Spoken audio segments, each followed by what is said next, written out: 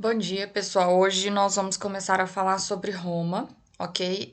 Eu quero que vocês entendam, em primeiro lugar, que nós precisamos ter como referência o estudo sobre a Grécia Antiga, porque ao final desses conteúdos, Grécia e Roma, nós fazemos uma síntese tentando compreender o que os historiadores chamam de cultura clássica. Portanto, a gente faz como se fosse uma continuidade. É claro que são culturas diferentes e se desenvolveram em momentos diferentes, mas para a nossa cultura ocidental como um todo é muito importante entender a continuidade entre alguns aspectos dessas duas culturas, eu vou explicar melhor para vocês depois, e o que a gente vai chamar de cultura clássica, que envolve tanto elementos gregos quanto elementos romanos. Então a gente não pode esquecer completamente do que nós estudamos em Grécia Antiga quando eu fizer essa reflexão futuramente, certo? Eu vou enviar para vocês todos os materiais que eu produzi até agora, vou disponibilizar no Google Classroom, então vocês podem ficar tranquilos, porque quando esse momento chegar, vocês terão acesso a tudo e, se precisar, vocês poderão fazer uma revisão, ok? Então, eu vou expandir aqui. Pessoal, é o seguinte, a primeira reflexão que a gente precisa fazer sobre Roma Antiga é em relação à origem daquela cidade. E quando eu falo cidade, é porque Roma definitivamente assumiu um contorno muito urbano e a gente já vai entender o porquê. Primeira coisa que a gente precisa fazer é se localizar.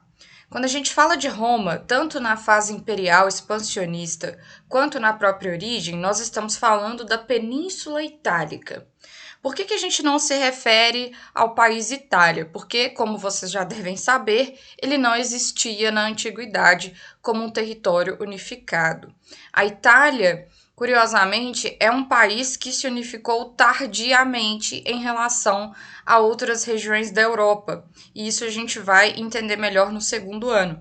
Por isso, eu não posso falar em Itália, e sim na região geográfica e cultural, devido à presença de determinadas culturas, conhecida como Península Itálica, certo? A origem de Roma está relacionada, está ligada ao século VIII a.C. A região era habitada por povos que dariam origem à civilização romana. Então, aqui nesse ponto é muito importante perceber que nós estamos falando de múltiplos povos com diferentes elementos culturais entre si. É por isso que o discurso europeu, em alguns momentos da história do Ocidente, de pureza de raça, Europa versus Oriente, esse tipo de coisa, ele precisa ser questionado, ele precisa ser alvo de uma reflexão crítica, porque esses povos que são considerados a grande origem da civilização europeia, na verdade, são uma espécie de síntese de diferentes culturas e etnias, ok? Então a gente tem que sempre fazer essa reflexão, porque ao longo dos nossos estudos históricos nós podemos perceber esse discurso, e esse discurso ele é facilmente criticado. Ok? Então, aqui está mais um exemplo, como nós citamos na aula sobre Grécia, de que a origem desses povos é múltipla, ok? Aqueles povos tinham diferentes origens e alguns migraram para a região devido à fertilidade da terra e à navegabilidade do rio Tibre. Pessoal, é muito importante destacar o papel do rio Tibre, o papel estratégico desse rio naquela região, numa região que é considerada a origem mais inicial de Roma e da cultura romana como um todo, que é a região do Lácio, certo? O rio Tibre, como eu disse, ele é muito importante, ele é muito estratégico porque ele é navegável e permite o escoamento e a circulação de pessoas e mercadorias. Então, houve sim conflitos entre diferentes etnias que estavam na região por volta do século VIII pelo controle do rio. Nós sabemos que os rios, eles sempre são pontos estratégicos no desenvolvimento, nesse estágio de desenvolvimento das sociedades humanas, e continuam sendo, claro, eles não perderam essa importância, mas na antiguidade nós conseguimos perceber esse desenvolvimento em torno dos rios, ok? Dentre esses povos que eu citei, nós podemos citar alguns. nós chamamos de italiotas, originários da península, os sabenos, latinos e samnitas. Existem outros povos também, que já já eu vou comentar no mapa, e os próprios etruscos. Se você já fez a sua leitura, você sabe a que eu me refiro aqui. Os etruscos, eles são considerados um dos povos que deram origem, sim, à civilização romana. Mas, ao mesmo tempo, existe um esforço de tentar encontrar os povos que eram originários, mais especificamente, da região da Península Itálica. Por que eu digo isso, pessoal? Porque alguns historiadores chegaram à conclusão de que os etruscos migraram de outra região. Portanto, eles não seriam autóctones, eles não seriam originários daquela terra, certo? Então, o que a gente tem aqui, como eu disse, é uma síntese de diferentes povos e etnias que vai dar origem a Roma, à civilização romana como nós conhecemos. Como eu destaquei com vocês, é importante falar dos etruscos. É um povo que habitava uma região da Península Itálica chamada Etrúria, que fica mais ao norte da atual Itália, certo? Também destaquei que provavelmente eles migraram de outra região e algumas pesquisas de DNA revelaram que, na verdade, os etruscos vieram da Ásia Menor. É o que a gente chama de Antigo Oriente Próximo, certo? Então, é sempre curioso discutir esse tipo de coisa sobre a origem histórica das etnias, porque isso acaba fazendo cair por terra uma série de discursos racistas, certinho? É uma região rica em jazidas de ferro e cobre, o que favoreceu o desenvolvimento material. Como assim, pessoal? O desenvolvimento material ele é alcançado por meio de algum tipo de organização econômica.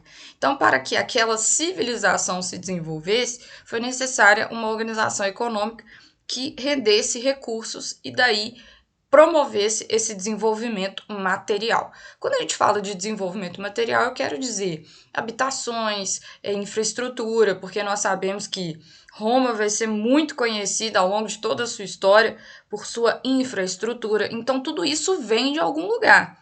E esse recurso é muito provavelmente gerado pela própria agricultura, que é praticada em função do sustento das pessoas, mas também o comércio dos excedentes agrícolas e outros produtos comercializáveis, ok? A cultura romana contém muitos elementos da cultura etrusca, como técnicas agrícolas, urbanísticas e arquitetônicas, bem como elementos da organização social e política. Por isso, o destaque a esse povo, que é considerado um dos fundadores da civilização romana, né, que contribuiu com as suas próprias referências culturais para a origem dessa civilização tão essencial para o entendimento da história ocidental. Nós vamos perceber na segunda parte da aula que Roma de fato tem um grande papel no desenvolvimento do que a gente considera culturalmente como o Ocidente, inclusive nas linguagens, ok? Aqui nós temos alguns detalhes e reflexões sobre a fundação de Roma. Pessoal, quando eu falo Roma, primeiro a gente precisa pensar numa organização urbana. Isso eu vou explicar para vocês o porquê, porque que Roma assume essa característica mais urbana em comparação a outros povos e etnias da Europa. E a gente precisa pensar também que Roma, o que era considerado Roma, variou bastante ao longo do tempo, ao longo aí dos 3 principais períodos de organização política. Então, a gente precisa pensar em Roma como a cidade original e a gente precisa pensar em Roma como um império expansionista, mas tentando lembrar que isso variou com o tempo. A gente vai ver já já uma pequena linha de organização política para facilitar o nosso estudo. Pessoal, aqui nós temos uma data, né, que normalmente é considerada mítica. Por quê? Porque essa data ela foi eleita como uma referência temporal, provavelmente pelos próprios romanos, ok? Por que isso? Porque nós sabemos que os romanos eles terão a dimensão da história, eles terão a dimensão da compreensão dos eventos passados. Nós temos alguns pensadores romanos que são considerados historiadores, como é o caso do Tito Livio, depois a gente vai falar um pouco mais sobre ele na segunda aula. E esses historiadores, eles vão eleger um marco temporal da fundação de Roma. Um desses marcos temporais é o ano de 753 a.C. Por isso, eu destaquei aqui que é considerada a fundação mítica de Roma pelos gêmeos Rômulo e Remo. Mítica também, porque nós já vamos ver, né, que existe uma lenda em volta dessa fundação e da história desses dois personagens que eu citei aqui. E aí, pessoal, é muito importante a gente diferenciar o que nós consideramos a fundação mítica de Roma, que tem a ver com uma coletânea de lendas e tradições, e a fundação histórica, né, o desenvolvimento histórico daquela cidade em primeiro lugar, ok? Esse tipo de reflexão, essa crítica, essa comparação entre uma fundação mítica e um desenvolvimento histórico é muito comum em prova. Então a gente precisa ficar atento a isso aqui. Então, de acordo com a maioria dos historiadores, Roma é um local muito urbanizado, se desenvolveu de forma urbana e teve a origem, pelo menos da sua organização política, a partir de chefes etruscos. Como eu disse, os etruscos não são considerados originários daquela região, mas eles contribuíram principalmente em termos de organização do poder. Eles provavelmente unificaram um conjunto de comunidades latinas e sabinas, que são outras etnias da região, sob uma mesma autoridade. Então, aqui a gente já consegue perceber a importância dos etruscos na formação do mundo romano. Eles tiveram grande responsabilidade nessa organização política e eles tinham um papel de chefia diante de outras etnias e comunidades da região. Com o tempo, alcançaram a hegemonia no Lácio, ok? Como eu disse para vocês, Roma é em primeiro lugar, considerada uma cidade. Roma tem esse papel, ela é associada a esse ambiente urbano no imaginário histórico, certo? E, de fato, ela se desenvolveu de forma urbana, graças em grande medida à cultura etrusca, que, como eu já citei para vocês, alcançou considerável desenvolvimento material. Esse desenvolvimento material dos etruscos tem muito a ver com o comércio e com o intercâmbio cultural com outros povos, inclusive os gregos antigos, certo? E aí, pessoal, nós podemos afirmar que Roma se desenvolve de forma urbana, né? Nós temos o desenvolvimento de um ambiente urbano organizado, graças a essa influência das polis gregas, ok? E daí as características de uma cidade. Aqui, pessoal, eu queria reforçar um pouco a questão da origem mitológica e diferenciar em relação ao que nós consideramos desenvolvimento histórico. Eu separei para vocês o trecho de um dos livros de referência nos nossos estudos sobre Roma Antiga, ok? Que diz o seguinte: conta a lenda que Roma foi fundada em meados do século VIII por Rômulo, um dos gêmeos divinos, filhos de Réia Sílvia, princesa latina, e do deus Marte. Rômulo inaugurou a realeza romana. Os romanos da época republicana e imperial, ao retomarem a tradição oral e organizarem estas lendas, pretendiam justificar a grandeza de sua pátria através de um passado glorioso. Aqui nós podemos refletir sobre alguns pontos importantes. Observe, nós temos aqui Rômulo, um dos gêmeos divinos. Divinos por quê? Porque supostamente eles tinham uma paternidade divina, certo? No caso, o deus Marte. Não sei, espero que vocês já tenham feito a leitura, né? Vocês já devem ter tido acesso a essa história, a como isso aconteceu. Nós temos gêmeos que foram usurpados do seu local ali de nascimento, eles foram jogados ao rio Tibre, foram criados por uma loba, e tem toda essa história que eu espero que vocês já saibam. Essa é a história dos gêmeos, ok? Mas o meu foco aqui, pessoal, é em relação ao que isso representa para a cultura romana. Os próprios romanos, em outras épocas, no caso a republicana e depois a imperial, na sequência temporal, vão usar conscientemente essa origem, a suposta origem divina dos gêmeos fundadores, para justificar a sua grandeza em comparação a outros povos e com certeza justificar a dominação e expansão romanas. Então, esse raciocínio é muito importante para nós, certo? Essa fundação, essa origem mitológica, ela vai ser utilizada como justificativa para o comportamento dos romanos em relação a outros povos, certo? Seguindo adiante. Aqui, pessoal, eu coloquei uma imagem do que ficou conhecido como lupa capitolina. Nós vamos fazer uma atividade avaliativa sobre isso, sobre a origem histórica dessa escultura, ok? Ela não é o que parece e eu explico para vocês depois no nosso trabalho, certo? Aqui eu coloquei o mapa, conforme eu falei para vocês anteriormente. Nós temos aqui, como vocês podem perceber, diferentes etnias que comporão essa civilização romana. A gente pode observar o domínio grego, certo? No sul da Península Itálica, e daí esse intercâmbio cultural que eu citei para vocês no slide anterior. E aí, nós vamos entrar aqui, pessoal, na fundação do mundo romano propriamente dito. O que eu quero dizer com isso? Eu quero dizer que a gente vai falar sobre os detalhes de como Roma passou a se organizar. E, como eu disse para vocês também, nós temos que lembrar que isso variou bastante ao longo do tempo. Nós temos basicamente, no período monárquico, que é a primeira forma de organização política do mundo romano, uma organização sociopolítica assentada nas gentes. Pessoal, como eu já expliquei para vocês, esse tipo de organização, ele também era comum, ele também foi a base do desenvolvimento da sociedade grega antiga. É o que a gente chama de sociedade gentílica. É como se fosse uma família estendida com uma origem comum e laços de parentesco, ok? Nós vimos lá esse termo na aula sobre Grécia, e na aula sobre Grécia ele aparece como gens. Então, olha só como é importante fazer essa comparação, esse estudo comparativo entre Grécia e Roma.